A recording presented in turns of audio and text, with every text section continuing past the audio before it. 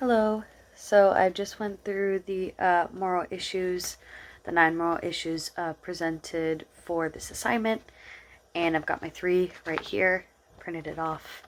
So I presented for each of my 3 issues, I presented 2 different perspectives or outcomes, I guess, that could solve this issue based on the moral matrices. So for the first one, I chose a young single woman gets pregnant, but she can't afford to pay for or raise her baby. So a possible outcome that could be presented is raising everyone's taxes. That way, this woman can ensure a healthy life for not only herself but her child through government funded programs like welfare, unemployment, food stamps, that type of thing. So the moral matrix that I believe that outcome would be connected to is care, because you could present the idea as both the young woman and the baby deserve to live a happy and healthy life, and therefore, at a slight expense to the whole group, we're just ensuring, just a healthy life for this mother and her child, and additionally, just the less fortunate in our communities. So that's why I think it's sort of connected to the moral matrix of care. A second outcome that could be sort of presented for this issue is not raising taxes, and just kind of allowing the woman to fend for herself, whether that's her trying to get a part time job while also trying to raise her kid, or like having some sort of help from parents or other family and friends, and additionally working rather than living off of welfare or other government programs.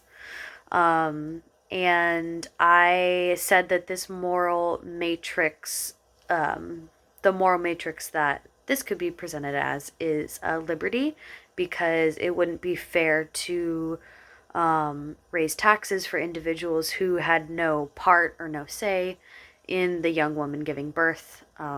It's her decision, so therefore she kind of has to fend for herself.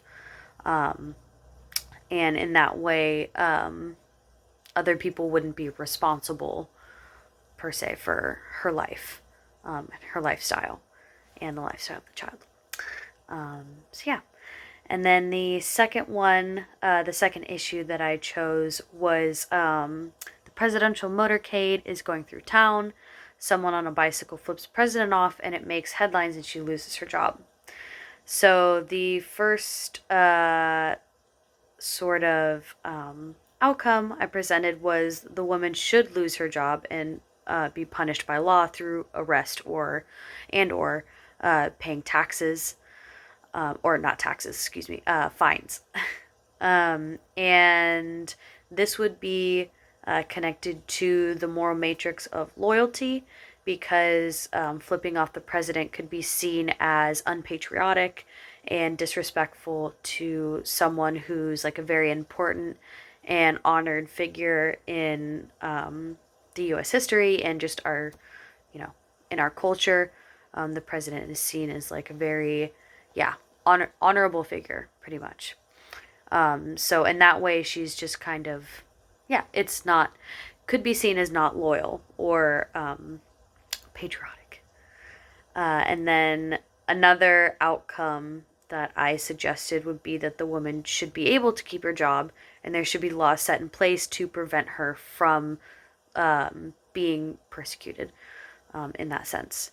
And this could be seen as like sort of a liberty issue, because the woman is engaging not only in freedom of speech, but she's also not technically on the clock. She's not working at her job. So this is her own time. She's in her own little place.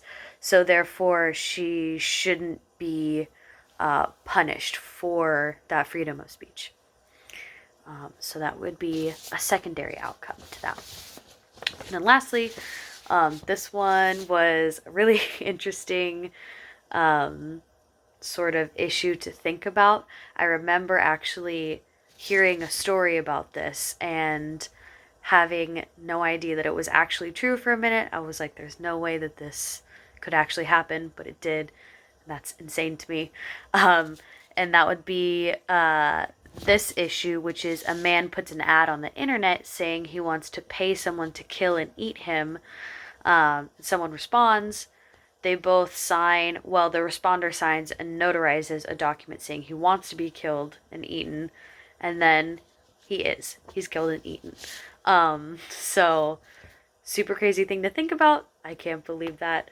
But anyway, my first sort of outcome that I presented was the man who kills the other man and eats him should be arrested and punished by law, probably through some prison time. And this could be presented as an issue of sanctity. The human life is very valuable. There's not many people who get to live a long and happy life, especially a healthy one. So, regardless of if the man wants to be killed and eaten at that time, it could be seen as a form of voluntary euthanasia. And if there's no sort of prior need for that, such as like any sort of physical or mental suffering through disease or virus infection or something like that, there's not a reason for him to be voluntarily euthanized, basically. So that's sort of the moral matrix that it could be presented as. And then lastly, the second sort of option for an outcome would be that laws should protect the man from going to jail for murdering this other man and eating him, because he had written consent from the victim and both parties were mutually agreed upon this outcome. So this would be an issue of fairness. I said it wouldn't be fair to punish the man for doing something that he had consent to do. And again, it was mutually agreed upon by both parties. So therefore, it wouldn't be considered fair to punish the one man for something that, again, agreed upon by both parties. So yeah, those were the issues and how I chose, well, not how I chose to solve them, but how others could see those issues being solved based upon their own moral foundations. And then for part two, that would have to do with the moral foundations theory. What do I think the greatest strengths are? How do I think it could help the current political climate? So basically, I would say that I think the moral foundations theories, it's interesting, first of all, to kind of think about why it is we do think the way that we do. I don't think many of us tend to do that. I think it's more of a thing of, well, this is how I think, and that's just the way it is. And you don't really kind of think deeper into that. And I think it's important to do that. So having these 6 separate like sections for maybe you think this way because of this, or because of this, or because of this. I think that's really important. I think it's important for us to understand why it is we think the way that we do. And the reason I think that that is so important is because it helps us understand others.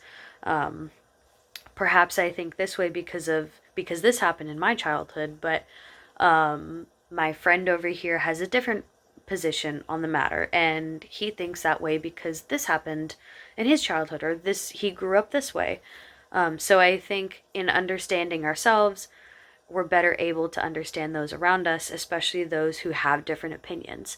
And I think that's the reason that it could be so helpful in our current political climate. I think right now we're so polarized, and it's so easy to, instead of actually having thoughtful discussions, it's easy to just point fingers and just say, well, you don't believe the things that I believe in, and therefore I disagree with you, and that's the end of the discussion.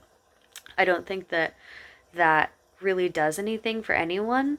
I think it's important to have open and honest discussions with people, and yeah, having sort of um, knowing yourself and knowing why it is you think the way that you do, it can help you just be more proactive in understanding others.